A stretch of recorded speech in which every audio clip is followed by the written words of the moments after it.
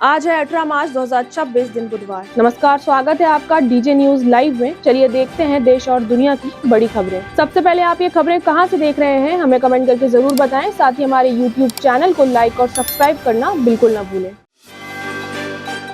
पश्चिम Asia में जारी तनाव के बीच पीएम मोदी ने यूएई के राष्ट्रपति मोहम्मद बिन जायद से फोन पर लंबी बातचीत की। इस बातचीत में दोनों नेताओं ने मौजूदा हालात पर गंभीर चिंता जताई।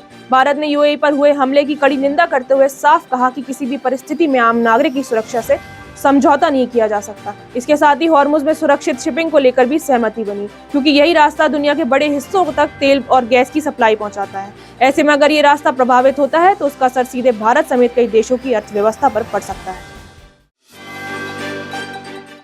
राज्यसभा में अपने संबोधन के दौरान प्रधानमंत्री मोदी ने कहा कि राजनीति पे कभी फुल स्टॉप नहीं होता, बल्कि एक लगातार चलने वाली प्रक्रिया है। उन्होंने मल्लिकार्जुन खड़गे और शरद पवार जैसे वरिष्ठ नेताओं की भूमिका की सराहना की और नए सांसदों को उनसे सीख लेने की सलाह दी। उनका यह बयान एक तरह से लोकतांत्रिक परंपराओं और अनुभव के महत्व को दर्शाता है। दिल्ली के पालम इलाके में 4 मंजिला इमारत में भीषण आग लग गई, जिसमें 9 लोगों की दर्दनाक मौत हो गई। आग इतनी तेजी से फैली कि कई लोग अपने घरों में ही फंस गए। कुछ लोगों ने जान बचाने के लिए ऊंचाई से छलांग भी लगाई। दमकल की करीब 30 गाड़ियां मौके पर पहुंची और घंटों की मशक्कत के बाद आग पर पूरा काबू पाया गया। वहीं दिल्ली की सीएम रेखा ने घटना को लेकर दुख जाहिर किया और मजिस्ट्रेट जांच के आदेश दिए हैं। मिडिल ईस्ट तनाव के बीच भारत को बड़ी राहत मिली है। जगलाड़की नाम का विशाल टैंकर 80,800 मीट्रिक टन कच्चा तेल लेकर मुंद्रा पोर्ट पहुंच गया है। ये खास इसलिए है क्योंकि ये जहाज उस समय रवाना हुआ था जब यूएई के फुजरो पोर्ट पर हमला हुआ था। इसके बावजूद सुरक्षित भारत पहुंचना इस बात का संकेत है कि भारत अपनी ऊर्जा सप्लाई को हर हाल में बनाए रखने की कोशिश कर रहा है। इलेक्शन कमीशन ऑफ इंडिया ने असम, तमिलनाडु, केरल, पुडुचेरी और पश्चिम बंगाल के चुनाव के लिए 1111 केंद्रीय सुपरवाइजर्स की तैनाती कर दी है। इनमें सामान्य पुलिस और व्यय पर्यवेक्षक शामिल हैं। आयोग का साफ निर्देश है कि मतदाता बिना डर और प्रलोभन के वोट डाल सकें और यही पहली प्राथमिकता है। पश्चिम एशिया में बढ़ते तनाव के बीच विदेश मंत्रालय ने बड़ा अपडेट दिया है। उन्होंने बताया कि 28 फरवरी से अब तक करीब 2.44 लाख भारतीय सुरक्षित देश लौट चुके हैं। सरकार लगातार एयरलिफ्ट और बातचीत के जरिए लोगों को निकाल रही है। कुछ भारतीय ईरान से अर्मेनिया और अजरबैजान के रास्ते वापस आ रहे हैं। ये अब तक का सबसे बड़ा निकासी अभियान माना जा रहा है। ईरान ने खुफिया एजेंसी मोसाद के लिए जासूसी करने के आरोपी को फांसी दे दी है। इसके साथ ही ईरान ने इजराइल पर मिसाइली हमले तेज कर दिए हैं। जवाब में अमेरिका ने भी बड़ा एक्शन लेते हुए ईरान को मिसाइल ठिकानों पर 2200 किलो का बम गिराया है। यह हमला हॉर्मुज स्ट्रेट को खोलने और ईरान की सैन्य क्षमता को कमजोर करने के मकसद से किया गया है। साफ है कि ये युद्ध अब और खतरनाक मोड़ लेता जा रहा है। ईरान युद्ध के बीच अमेरिकी राष्ट्रपति ट्रंप की अपील को चीन ने ठुकरा दिया है। हॉर्मुज स्ट्रेट खोलने में मदद से इनकार कर चीन ने साफ संकेत दिया है कि अब वो अमेरिका के दबाव में नहीं आने वाला। एक्सपर्ट्स मान रहे हैं कि इस टकराव में चीन रणनीतिक फायदा उठाने की कोशिश में है। चीन ने सीधे सैन्य मदद से दूरी बनाकर खुद को शांति दूत की छवि में रखने की कोशिश भी की है। ये कदम आने वाले समय में अंतर्राष्ट्रीय राजनीति और व्यापार पर असर डाल सकता है। मध्य प्रदेश की राजधानी भोपाल से आई खबर ने सुरक्षा एजेंसियों को अलर्ट कर दिया है। यहाँ जेके यूनिवर्सिटी और कई अस्पतालों को बम से उड़ाने की धमकी मिली है। मेल में दावा किया गया है कि 21 बम लगाए गए हैं और जोहर की नमाज के बाद धमाके किए जाएंगे। फिलहाल पुलिस, बम स्क्वाड और डॉग स्क्वाड की टीमें मौके पर मौजूद हैं और पूरे इलाके की गहन तलाशी ली जा रही है। अब तक कुछ संदिग्ध नहीं मिला है, लेकिन सुरक्षा के लिहाज से सतर्कता बढ़ा दी गई है।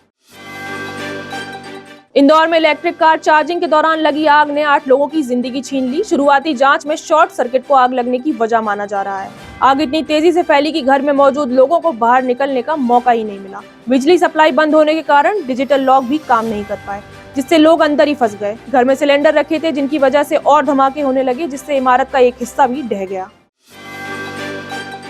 हिमाचल में सरकारी कर्मचारियों के लिए सख्त ड्रेस कोड लागू किया गया है। अब ऑफिस में जीन्स, टी शर्ट और कैजुअल वियर पहनना पूरी तरह मना है। पुरुषों को फॉर्मल शर्ट पैंट और महिलाओं को साड़ी या सूट सलवार पहनना जरूरी किया गया है। सरकार का मानना है कि इससे सरकारी दफ्तरों में अनुशासन और प्रोफेशनल माहौल बेहतर होगा। हालांकि इस फैसले को लेकर कर्मचारियों के बीच मिलीजुली प्रतिक्रिया देखने को मिल रही है।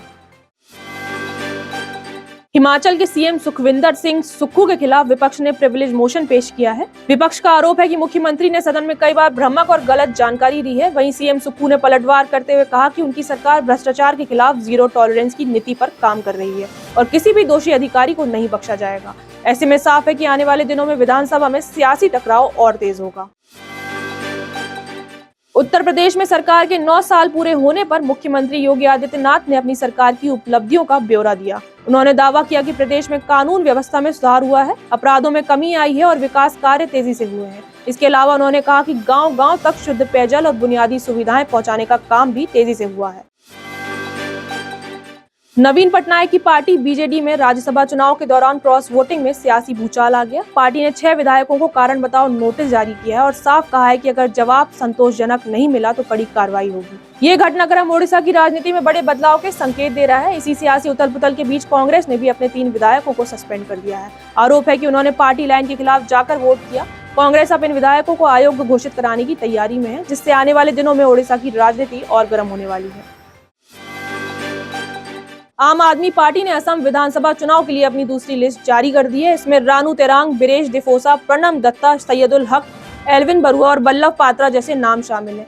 दिसपुर जैसी हाई प्रोफाइल सीट पर उम्मीदवार उतारकर पार्टी ने साफ कर दिया है कि वह इस बार मजबूत चुनौती देने के मूड में है। अब मुकाबला त्रिकोणीय होने की संभावना बढ़ गई है। आम आदमी पार्टी ने असम विधानसभा चुनाव के लिए अपनी दूसरी लिस्ट जारी कर दी है। इसमें रानू तेरांग, बिरेश डिफोसा, प्रणब दत्ता, सैयदुल हक, एल्विन बरुआ और बल्लभ पात्रा जैसे नाम शामिल हैं। तो ये थी आज की फटाफट बड़ी खबरें। अगर आपको ये न्यूज़ पसंद आई है तो वीडियो को लाइक, शेयर और सब्सक्राइब जरूर करें और बेल आइकन को प्रेस करना बिल्कुल ना भूलें। धन्यवाद।